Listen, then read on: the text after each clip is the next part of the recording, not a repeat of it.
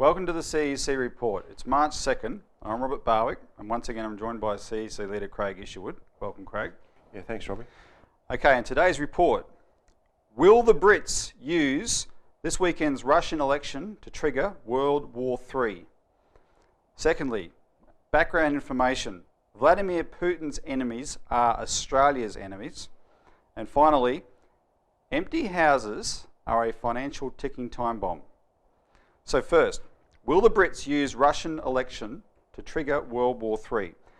Later on today, Craig Isherwood and I will be going into Collins Street here in Melbourne to lead a demonstration outside the British consulate to expose Britain's role in trying to get a thermonuclear war started between the West and Russia and China.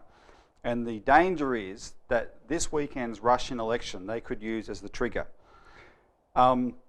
The way things are shaping up in this weekend's Russian election, Vladimir Putin may win in the first round, i.e. get over half the vote himself. Something like 63%. Something like 63%. Yeah. That's what the opinion polls are showing. Now we're getting told by all the media in Australia that of course it's corrupted, it's vote rigging, etc. None of this media, of course, had any comment about the miracle of George Bush's re-election in 2004, Craig. That's true. But anyway, you know, when it comes to the Ruskies, they're obviously bad, so you've got to doubt that anything there is legitimate. The thing is, Putin is returning to the presidency, and he could be there until 2024 if he returns to the presidency, and it's sending his British enemies crazy. He is an assassination target. We know there was an assassination attempt against him using the Chechen networks around a month ago. Now, when this news was revealed, the media rubbished it as a charade and a conspiracy. Now, the strange thing is, Craig, when I heard that, they never ever apply that to their side. So when people question that there might be something else behind a 9/11 or an assassination of Kennedy, etc., this Western media push it down. No way, that can't, just take the official line. But when they want to rubbish their enemies, like in this case Putin, then any report, you know, they go, oh no, this is just all made up, you know. Now, but this is a real threat to Putin. Well, it's a pretty serious threat. I mean, you had one of these many Russian billionaires like Berezovsky coming out calling for the same treatment of Putin as Gaddafi. So what does that mean? I mean, look at what happened to, and Putin has come out very strongly talking about how horrendous, how horrid this murder of Gaddafi was. Now, Gaddafi wasn't any saint or whatever, but he was a human being. He didn't deserve to be, in a sense. And we published, Craig, in our publication this week, a photo of a year earlier, before his murder, of him posing with Tony Blair, who, as long as Gaddafi was useful to the British, they were happy to keep him alive. Well, that's always the way it is. It doesn't matter whether it's Gaddafi or Saddam Hussein or even Osama bin Laden. So if you're the president, if you're the potential president of Russia, and you got people in Britain saying this guy's got to be treated like Gaddafi, you know what that means, right? Assassination. Yeah. In America, the magazine called Foreign Policy had a headline which read, "Is Putin already dead?" Now, Craig, I just want to put this to you. We know the British looted Russia to death in the 1990s, and we're going to talk about that next after this. While they were doing that, they rammed through, on a global scale, changes to international law that were designed to tear up the principle of national sovereignty. Tony Blair led that, and that's what the Kosovo campaign was all about. That's what Iraq was all about. When Vladimir Putin came to power, he halted the looting of Russia, British looting of Russia. He put the defence of Russia's sovereignty first and foremost. So his return to the presidency again is such a blow to the British globalist agenda that it could be enough to push them over the edge to launch a preemptive nuclear strike. And they have a madman in Washington to do it, don't they? Well, as we've said before, Obama was put into power by the British, specifically George Soros as a front for the Rothschilds banking consortium, which is part of the oligarchs. The Inter-Alpha Group. The Inter-Alpha Group, you know, we've spoken a lot about that literature in our publications. It's on our website. But the point here, Robbie, is that the trigger for this is not that, you know, that it disliked the Russians personally.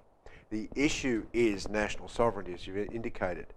The entire global financial and monetary system is disintegrating as we speak. We see the predicates of that through Greece every single day. The fact is that you've had 40 years of the deregulation and the takedown of a financial system that used to be able to support nation states. Today we have a speculation, debt-ridden financial and monetary system which is centred on the transatlantic region. Now, that's the region that was globalised. Yeah, the region that was globalised. This is the heart of the British monetary financial system. We refer to the British Empire as being a monetary system. You know, back in the 19th century, it used to be redcoats and gunboats that used to enforce the power, the imperial power of the British Empire. Today, it's the monetary financial system. Their system is disintegrating as we speak. Therefore, what you have is a counterposition to this, particularly with Russia and with China, both exerting policies of national sovereignty for the development of their populations. You know, after the takedown of or the falling of the Berlin Wall, there was an enormous amount of looting take place, sponsored by the Mont Society, which I think we'll get into in the next segment. And this caused a massive destruction in terms of the physical lifespan of the Russian people. I mean, there was a reversal in the growth of their population. Millions of people died. So when Putin came to power, right, he represented a change, a political change, a return to the principles of the nation itself respecting the development and promoting the development of the welfare of the people. And an important recognition that the people who'd done the reforms that had caused the damage did it out of the intent to destroy Russia as a sovereign nation, etc. Russia's never been conquered through war or for whatever, so it's a very proud, it's a very sovereign nation. So Putin, you know, like most Russian nationalists, realised this, and that's why, you know, they can, when they return to these principles of national sovereignty, of supporting the general welfare in the Russian context, they get a tremendous response. That's why he is so popular, because the Russians see that that he is fighting for their interests, in the contrast to this looting, this genocide, which was actually promoted by the forces of the British Empire. We're talking about people like Gardner, for example, and we'll go into the Mont Society, as I say, in a second. Now, this is the context upon which the British will want to launch global nuclear war. And there's no such thing as just a little nuclear war, you know, because as General Dempsey has come out in the last several weeks, he's one of the chairman of the Joint Chiefs of Staff, as he's come out and said, Syria is the pretext, or trying to be the pretext for this, to launch some sort of initiation by Israel, or in the case of Iran, Israel launching some sort of an attack against the so-called nuclear facilities of Iran. The fact is that there's been about 11 different reports come out in the United States saying that Iran does not have nuclear weapons. It does not have a nuclear building program.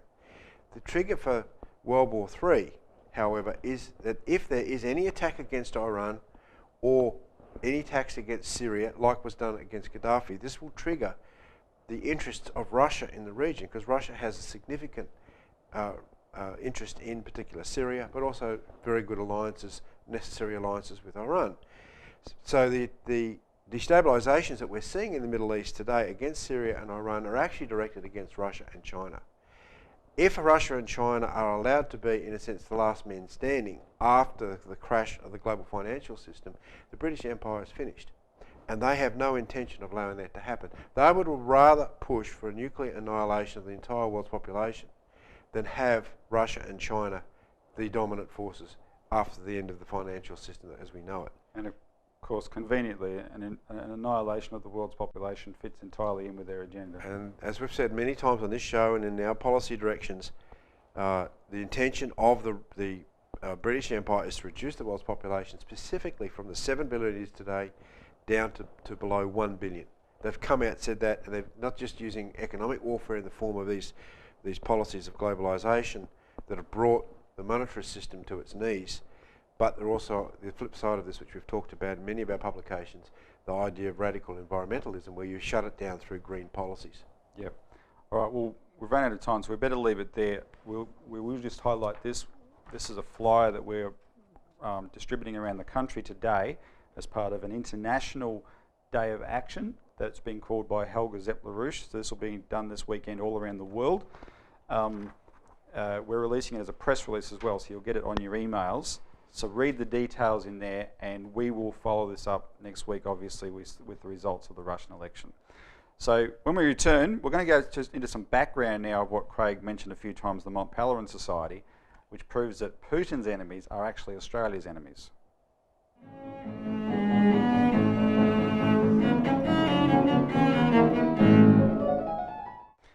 Welcome back to the CEC Report. Now we're going to talk about how Vladimir Putin's enemies are Australia's enemies. If you as an Australian citizen are sick of the skyrocketing electricity costs in Australia, you should wish you were a Russian so you could vote for Vladimir Putin. The people who started the rot in Australia of deregulation and privatisation in the 1990s, which has led directly to what we're seeing now, where you've got a dramatic underinvestment in electricity infrastructure around Australia. The infrastructure that's there is being run at a profit, at an exorbitant profit, and the prices just keep going up and up and up. This started with what Kennett and other state governments and the federal government did in the 1990s. The people who organised that, Craig, are the very same people who looted Russia in the 1990s, and their name is the Mont Pelerin Society. Now, we're going to discuss, I'll let Craig talk a bit about the Mont Pelerin Society's pedigree, but I'll just give you some details. Jeff Kennett's entire reform program for the state of Victoria that he implemented between 1992 and 1999, but mostly in the first 5 years, was written by this Mont Pelerin Society through its two fronts, the Tasman Institute and the Institute for Public Affairs. Now these were think tanks that had a lot of corporate backing. The corporations included, at the time, the ANZ Bank, the National Australia Bank, Macquarie Bank, Rio Tinto, and Rupert Murdoch, and his son Lachlan Murdoch, and the whole Murdoch empire. In 3 years, Jeff Kennett sold $30 billion worth of assets, mainly electricity assets.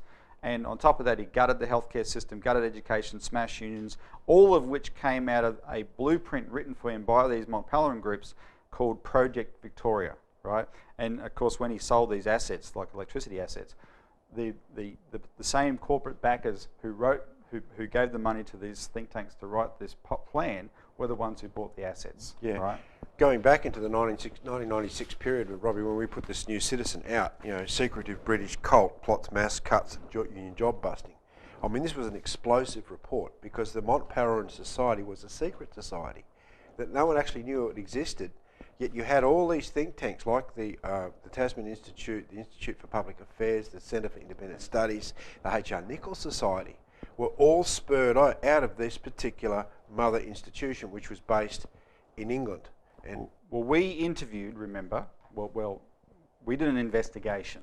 And as part of that investigation, we unearthed one of the lead characters of the Mont Pelerin Society, whose name was Lord Ralph Harris of Highcross. And he's a former Mont Pelerin Society president. He'd been the boss of this outfit in England, a similar think tank called the Institute for Economic Affairs, which gave the world Margaret Thatcher. And he gave an interview to a researcher in which he boasted about the Mont Pelerin Society's role, influence over what Jeff Kennett was doing, right? So he was open about it. And Craig, in that same interview, he said, he sort of shocked us because he said this, quote, "Our men in Moscow were running exactly the same program there." Yeah. So it was a parallel program to what was being done to Victoria, but all of Australia, was being done to Russia. Now in Moscow, these people like Igor Gaidar, right, the economics boss over there at the time, they called it shock therapy, and it was the free marketisation of the Russian economy. The Russian victims though, called it genocide. Now this is a book written by a Russian economist named Sergei Glaziev, who was a member of the Duma, the parliament, and he documented the damage that this reform did. There was such a huge number of deaths in the population that the Russian population actually shrank, which is an unbelievable occurrence in a modern industrial economy. Yeah. But there was a handful of Russians who were business partners with British bankers who became billionaires out of this. They bought up all these privatised assets as monopolies, and they became known as the oligarchs. So when Putin came to power in the year 2000, he put a stop to that. He sent some of those oligarchs to jail. Yeah. Yep. The ones, some who didn't go to jail, fled in exile to where? London, like Boris Berezovsky, the man who just called for him to be treated like Gaddafi. But he put a stop to their looting. That's why the British hate him so much. He did for Russians what no politician has yet done for Australians. Craig, what I wanted to put to you is the Mont Pelerin Society is accurately described as the British Crown's economic warfare unit. Yes. Isn't that the perfect description? You combine that with the idea of economic hitman, right, where you have individuals that are literally placed into governments and so forth to take down sovereign governments and sovereign function of governments. Their intention is to destroy the national sovereignty of entire countries. If you look at the list, a summary list of their policies, and that we actually published probably a really significant flow chart in this paper, which has become very famous in terms of a lot of our publications, which actually goes through and illustrates the depth by which the members of these so-called spin-off societies, the Mont Pelerin Society, have penetrated government. I mean, for example, the Howard government, he had, John Howard was a key member of the H.R. Nichols Society, which was the attacks on labour, organised labour, right? But the principal economic warfare policies of the Mont Pelerin Society are the elimination of elected government. Well, that means, the amalgamation process we've seen, right? It means union busting and slave labour. We've seen that with the workplace agreements and so forth take place. Privatised prisons. They believe in that sort of thing. Destruction of infrastructure. Well, that's your privatisation, this wholesale sell-off, which has been rampant since the 1990s, with hundreds of billions of dollars now being basically taken out of the public purse. Then you've got legalised drugs, drug legalisation that they promote. Nazi-style brainwashing instead of public education. You see the cuts that take place in education under successive governments. Euthanasia is another one, and they also have the policy of reintroducing the death penalty. Fortunately, the last one is something that there has been a lot more resistance to than these other policies.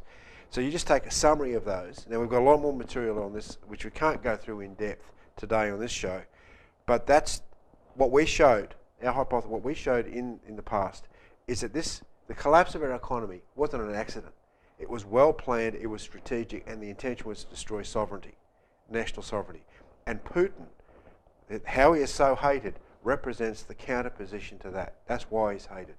And if for the Australian people, who of course have to compare what we tell them with what they see on the TV and in the news, in particular, read the Murdoch press on Putin. Yes. Because when they're writing about Putin, some of them here in the Herald Sun in Melbourne called him the equivalent of Adolf Hitler, right? That's what the Herald Sun said.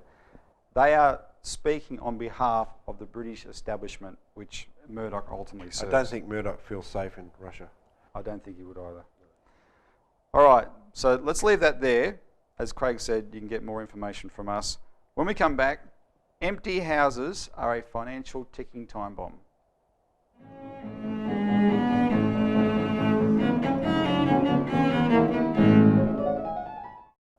And welcome back to the CEC Report. So finally, empty houses are a financial ticking time bomb. We have a very important telling update, Craig, on the Australian economy. Currently, there are 16,000 Melbourne rental houses sitting vacant. That's a big change from what it's been in the last several years. Oh, absolutely. It wasn't very long ago where you reported going to look at rental homes and competing with 50 other people. That's right. For the same property. Auctions on the street corners. Effectively auctions. Now, rental properties, yeah. This signifies a vacancy rate of 4.4%, which is actually a very steep rise just in the last year. Now, this is Melbourne. Melbourne, remember, was a booming property market a year ago. It was the hottest in Australia. So it shows you how quickly things can fluctuate. Other capital cities are not quite in this boat yet. I mean, Perth has a rental shortage in some respects. But of course, that's what they think. At a certain point, it will all quickly catch up to Melbourne. In Melbourne, it's not uniform. So apparently the suburb of Werribee, which is smack bang in the middle of Prime Minister Gillard's own electorate, the vacancy rates there are at over 20%. So you have a situation where, while first home buyers find it almost impossible to afford to buy a home, these empty houses are owned by investors. And they're the people that own a home, but they've been talking to leveraging their equity to buy up investment properties. The problem is they're sitting there empty, but every single one represents substantial debt that isn't being serviced by the income from those houses. What can we expect from this for the whole economy? Well, this is the collapsing of the property bubble, Robbie. It's happening very rapidly. I mean, the occupancy rates across Melbourne are about 1%, not 4.4%. That was only about 12, 15 months ago. What happens is that people try and buy their house, and if they can't make the mortgage, the first thing they say, oh, let's rent it out. Let's get an income stream from that. Let's rent ourselves or live with our parents or whatever in order to try and save their home. But the problem is you end up with this absolute, as you see, this glut of properties. And we have the same experience in our own local area, where there's a flat that we know of for rent now. It used to, a couple of months back, that was asking $280 a week. Now it's down to $220, and still there's no one looking at it because there's so many properties now on the market and this is going to drive down the price overall of houses, that are out there in the market. Now this is a problem. If people have gone and got extra equity in order to buy another property, it means the debt's going to start cascading. So instead of there being in a sense, a positive build-up of equity that people think that they have in their house, it's going to be the reversal. And this will see, property prices continue to fall for a long, long time. You've seen a rapid collapse in the United States. And you've seen also a collapse in places like Japan over a longer period of time. What we're going to see in Australia, we are seeing now, is the result of the disintegration of the Australian economy in its inability to employ people, in productive jobs. Those people are losing their homes. All the job layoffs are actually pretty good jobs. They're people who would be servicing their mortgages, and then all of a sudden they find they don't have a job. That's right. So this is a really quite worrying statistic, and we'll keep an eye on it for this particular program because. Well, it's also it's the identical pattern to what did smash Ireland. Yes. And did smash Spain in particular. This economy based on a property bubble.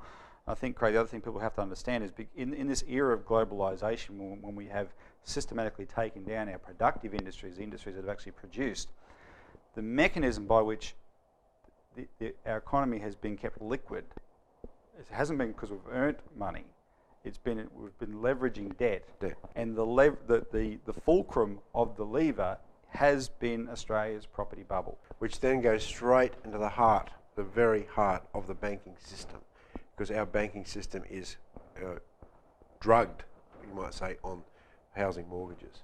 So we monitor this quite closely. We'll keep you updated about Homeowners and Bank Protection Bill. There's no alternative, and look for that on our website. All right, so let's leave it there for this week's CEC report. I'll emphasise again, look on our website or on your email for our press release on this subject of Stop the British Drive for World War III. We're about to go into the Collins Street in the Melbourne CBD now to protest against this. We'll update you on that next week. And thanks for tuning in. Tune in next week for more developments.